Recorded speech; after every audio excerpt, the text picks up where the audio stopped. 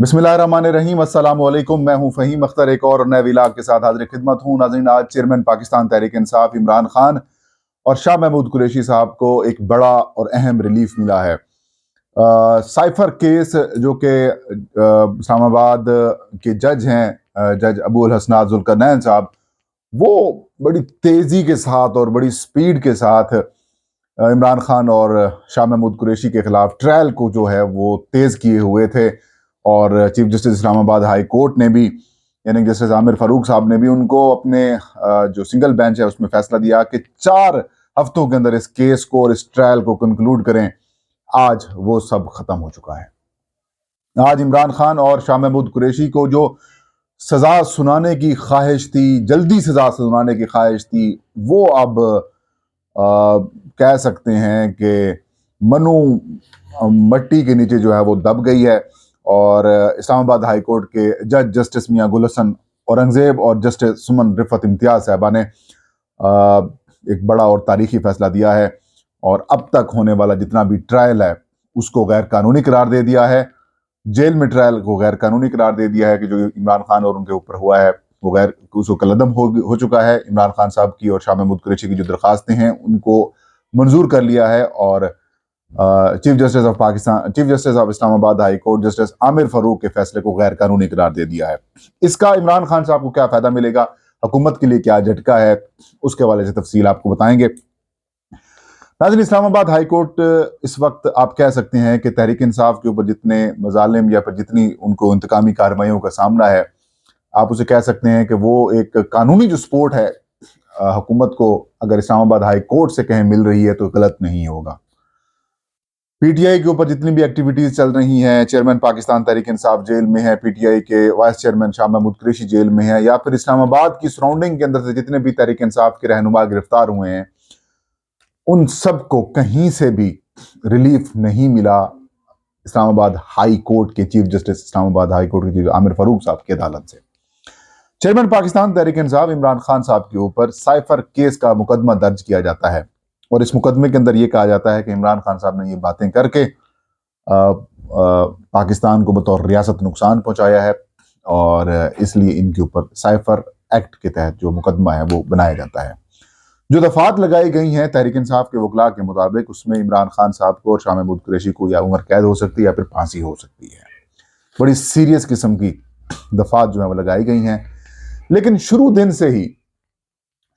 से ही चेयरमैन पाकिस्तान तहरीक इंसाफ इमरान खान का, जब से वो गिरफ्तार हुए हैं तब से लेकर उनका जो ट्रायल है वो जेल के अंदर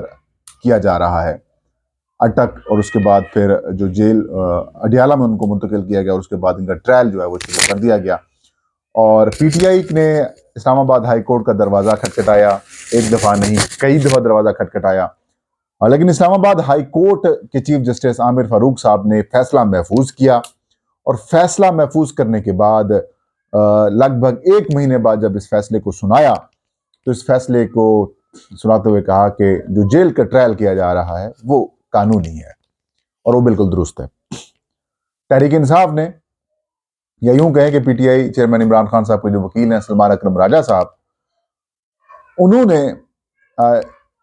इसको इंट्रा कोर्ट अपील कहें या फिर उधर अपील दायर की और जब अपील हुई तो डिविजनल बेंच बनाना पड़ गया जनाब आमिर फारूक साहब को, जस्टिस आमिर फारूक साहब को, और उन्होंने डिविजनल बेंच बनाया जस्टिस मियां गुल हसन औरंगजेब और जस्टिस मियां सुमन रिफत इम्तियाज साहबा की सरबराही में। तो 2 रुकनी बेंच ने लगभग 2 हफ्तों के अंदर समाअत की है और बड़े मुदल्लिल किस्म के दलाइल दिए हैं। सिंगल हैंडेडली इन्होंने, सलमान अकरम राजा साहब ने जो है इस केस को उड़ा के बाहर मारा है और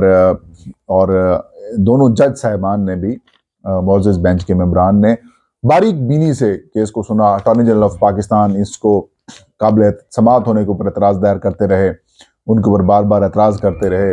उसके बाद आखिर में जो जज साहब हैं उन्होंने, दोनों जज साहबान ने सवालात जो किए उसके अंदर ये फंस गए, क्योंकि सवाल ये था कि अगर जेल ट्रायल किया जाता है तो उसकी अप्रूवल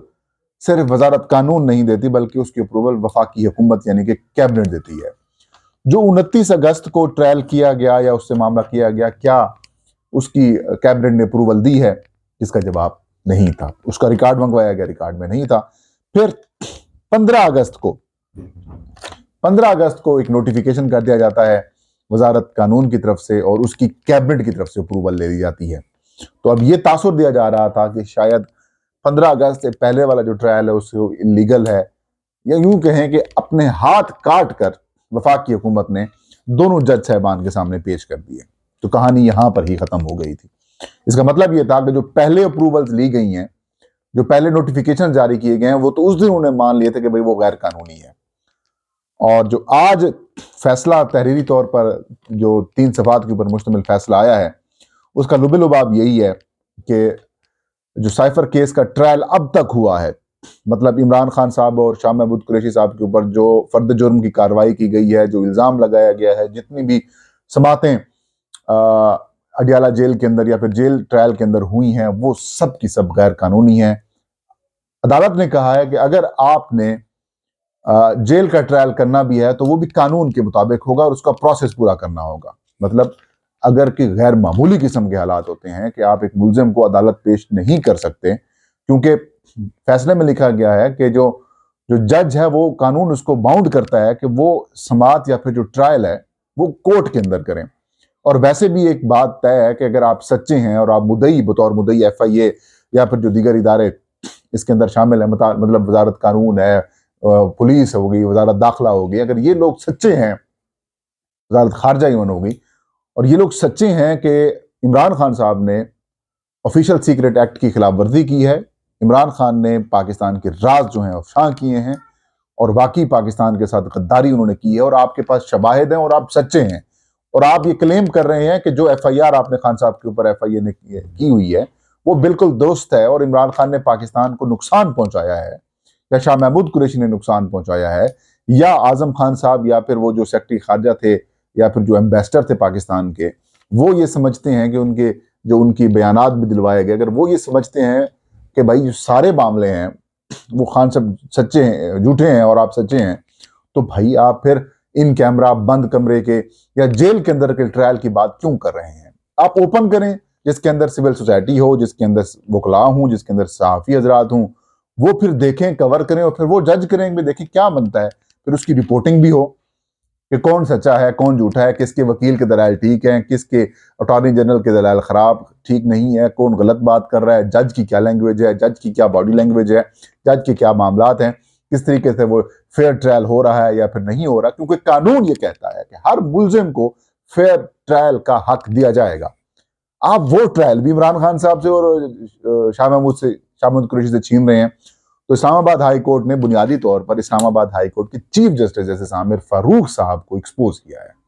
उनके फैसले को गैर कानूनी करार दिया है। आई डोंट नो कि किस तरीके से chief justice Islamabad high court साहब ने यह फैसला किया। तो मतलब आप फेयर ट्रायल किधर करेंगे? मतलब आप पाकिस्तान की अदालती तारीख के अंदर जो है एक और गंद घोलना चाह रहे हैं। खुदा का खौफ करें, इस तरीके से ना करें। बहरहाल इस्लामाबाद हाई कोर्ट के 2 रुकनी बेंच ने मुख्तसर फैसला जो है वो जारी किया है और इमरान खान साहब के खिलाफ होने वाला जो ट्रायल है और शाह महमूद कुरैशी के खिलाफ होने वाला जो ट्रायल है वो गैर कानूनी हो चुका है। इसके अंदर अब तक जो फर्द जुर्म की कार्रवाई है वो भी खत्म हो चुकी है। जो गवाहान के बयानात रिकॉर्ड किए गए या फिर पेश किए गए वो भी आप ऐसे समझें कि वो खाते से गायब हो गए। खान साहब को एक अखलाकी और सियासी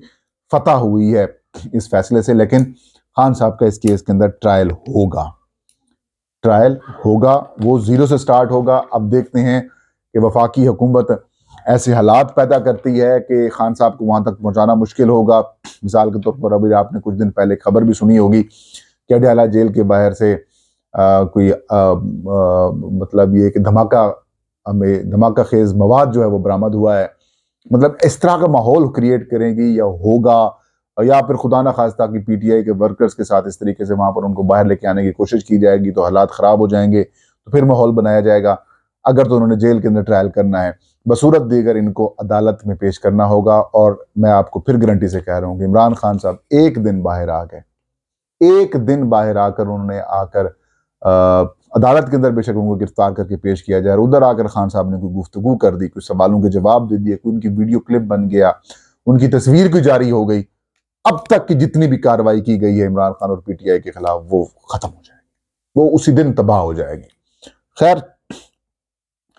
जस्टिस मियां गुल हसन औरंगजेब और जस्टिस समन रिफत इम्तियाज ने chief justice Islamabad high court justice Aamir Farooq साहब को एक स्ट्रेटली धचका दिया है कि भाई, और कौम को भी ये बताया है कि भाई आइन और कानून मौजूद है। जहां पर इस तरीके से अंधा अंधा इस्तेमाल कानून का जो किया जा रहा है एक शख्स के खिलाफ, एक जमात के खिलाफ, ऐसी भी नहीं है कि यहाँ पर सारी अंधेर नगरी चौपट रहा जाए। अभी भी कुछ ना कुछ उम्मीदें बाकी हैं कि शायद पाकिस्तान के और भी कुछ जजेस जो हैं वो इस तरह का हौसला दिखाएं और ऐसे दिलेराना फैसले दें। तो ये था आज का वीलाग। फ़हीम अख्तर को इजाज़त दीजिए। अल्लाह हम सबका हामी नासिर हो।